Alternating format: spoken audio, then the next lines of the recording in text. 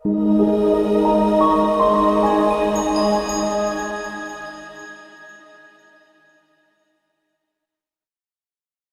everyone, we are the group 3 and we will do a reportage in one of the popular destination in Bandung, which is Tahura or Taman Hutan Raya.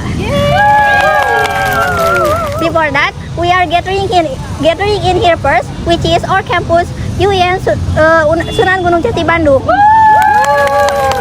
Ready for our journey? Kita saling bantu melepas perasaan tinggi ke angkasa, menantang dunia, merayakan muda.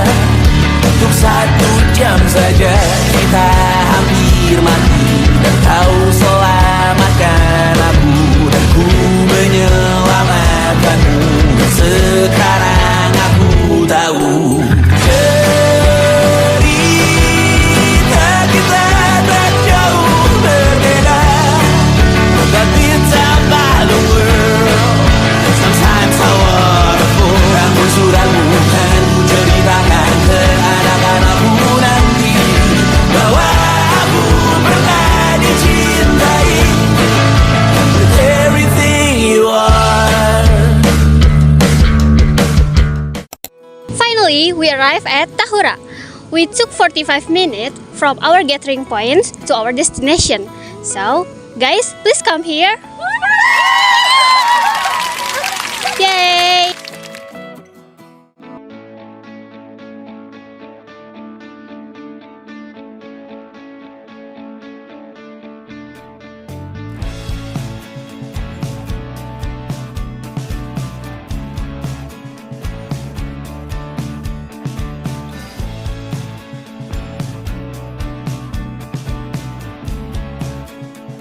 So, in Tahura, we can see many destinations, which are playground, Tahura office, amphitheater, Tahura Plaza, spot deer, rabbit park, Japanese cave, Dutch cave, deer breeding, and almost waterfall.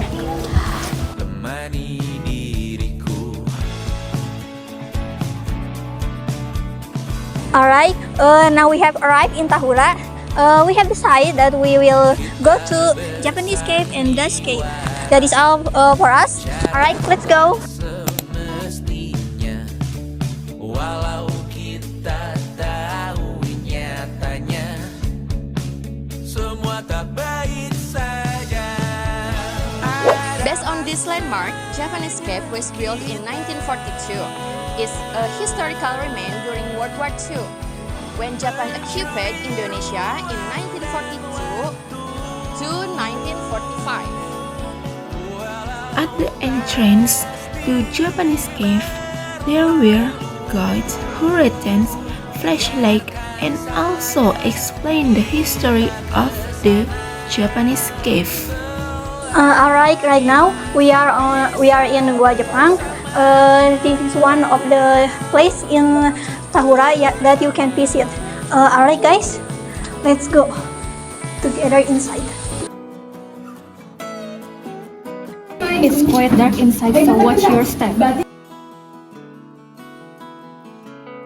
The Japanese cave was built during the Japanese occupation of Indonesia around 1942 to 1945. It was used as part of Japan's military defense system during World War II.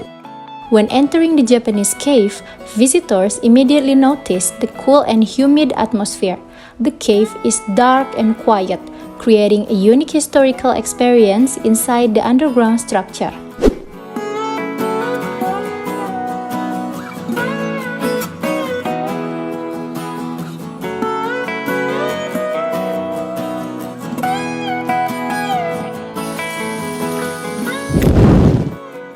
Goa Belanda or Dutch Cave is one of the historical sites located in Taman Hutan Raya IR Juanda, Bandung, West Java.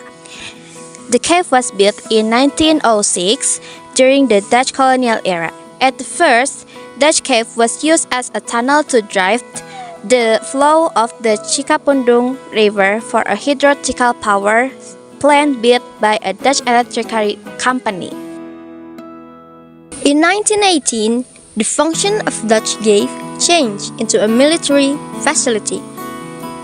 The Dutch government added several rooms on both sides of the main tunnel to support military defense and communication activities.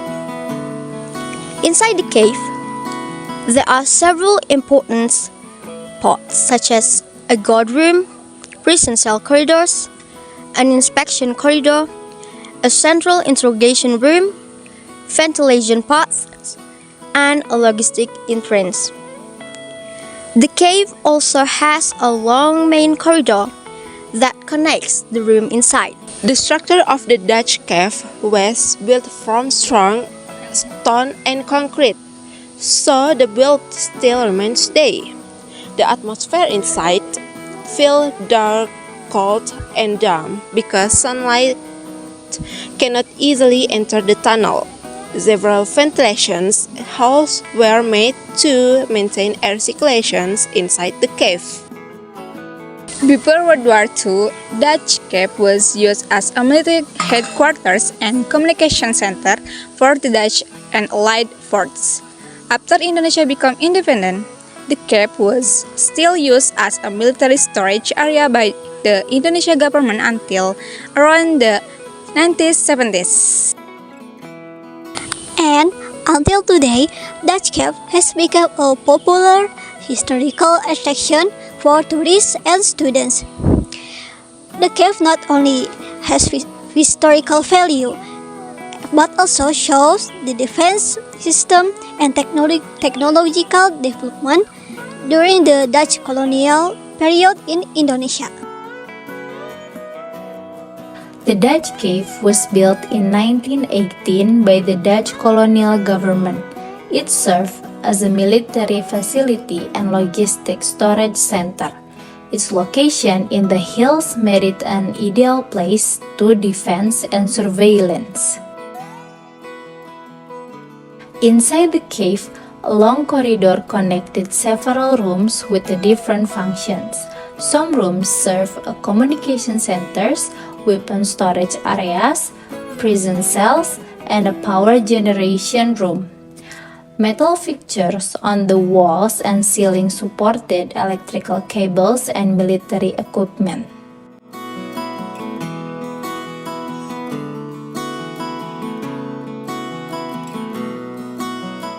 Several narrow passageways connected different sections of the cave. Soldiers used these tunnels to move quickly between rooms without using the main corridor. Narrow railway tracks were built along the main corridor. They helped transport logistics, military equipment, and supplies more efficiently throughout the cave.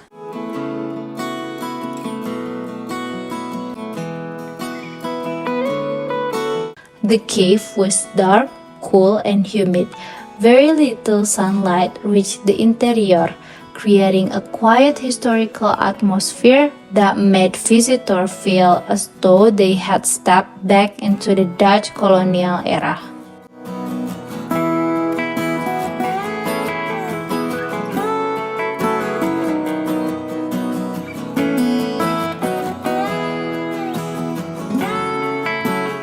This is the front view of the cave. Beside it, there is the passage that leads to the prison cell.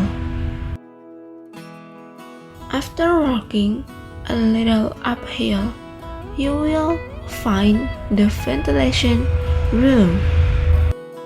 This is the path leading uphill, and this is the view from the ventilation room. Halo Teteh, di sini kita mau wawancara ya. Terlebih dahulu perkenalin diri Teteh. Halo, nama aku Gina. Aku dari Poltekkes Kemenkes Bandung, jurusan Gizi. Ya, asal dari mana Teh? Dari Soreang. Soreang. Tetehnya? Halo, nama aku Haifa dari Poltekkes juga, asal aku dari Bogor. Dari Bogor. Teteh boleh tanya, kan ini Teteh di depan Gua Belanda ya? Pasti Teteh udah kesana kan, udah masuk, terus ini keluar lagi. Nah, apa sih yang Teteh rasain itu di Gua Belanda atau hal menarik yang Teteh lalui di Gua Belanda? Boleh? Kalau tadi sih pertama kali masuk itu hawanya langsung dingin banget. Terus first impression kita juga kayak agak mencekam ya. Jujur mencekam banget. karena kalau sebelumnya ke situ tuh ada orang lain Iya, lewat kan, jadi ngerasa ya ada temen lah. Oh tadi itu berdua banget, jadi Iya. mencekam Kebetulan banget. lagi sepi banget Iya, juga bener-bener kan. mencekam, terus udaranya kan dingin ya, jadi tambah kayak ngerasa Ya gitu. horor dikit, Oke. jujur. Sama tadi ada burung, terus jadi Ada bikin burung? kita Kelelawar ya? kelelawar. Jadi bikin kita kaget banget. ya. Jadi kayak makin vibes-nya ada banget nih buat kayak masuk ke yang horor gitu deh. Tapi Teteh tahu gak di dalam Gua Belanda itu apa aja lorongnya gitu? Kalau aku belum tahu sih. Aku pernah tapi kayak cuman selewat gitu doang, jadi nggak pernah ngeliat yang benar-benar detail ada apanya gitu deh. Oke. Boleh nanya lagi Teh? Nah kan Teteh ini agendanya ke Tahura ya hari ini. Nah di seluruh Tahura ini tuh menurut Teteh spot yang paling favorit dan menarik itu di mana sih? Dan kasih tahu alasannya. Kalau menurut aku di Curug Omas sih. Curug Omas. Iya. Kenapa kalau tuh Kak? kamu- Sama sih kebetulan. Oh sama Iya. nih. Sehati nih. Iya, walaupun mungkin kita nggak berdua ke sananya, Iya. tapi menurut kita itu Spot bagus sih. paling menarik ya. Iya, terus ditambah ada air terjun yang bikin segar, airnya segar juga, jadi enak aja buat udah capek jalan-jalan terus ke curug gitu. Aduh mantap. Iya, jadi mantep banget. Selain itu juga emang perjalanan sini kan enak banget ya. Iya. Jadi sambil trekking, olahraga, santai, udaranya adem, terus nyampe di tempat tujuan tuh curug, jadi segar gitu. Vibes-nya tuh Iya. nambah syahdu banget deh gitu, kayak Bandung banget. Pencapaiannya Curug Omas. Ya itu soalnya destinasi akhir ya Teh. Ya jadi itu teman-teman tempat yang menarik di Tahura dan sekilas tentang Gua Belanda. Terima kasih ya Teteh sudah bersedia untuk diwawancara. Dadah.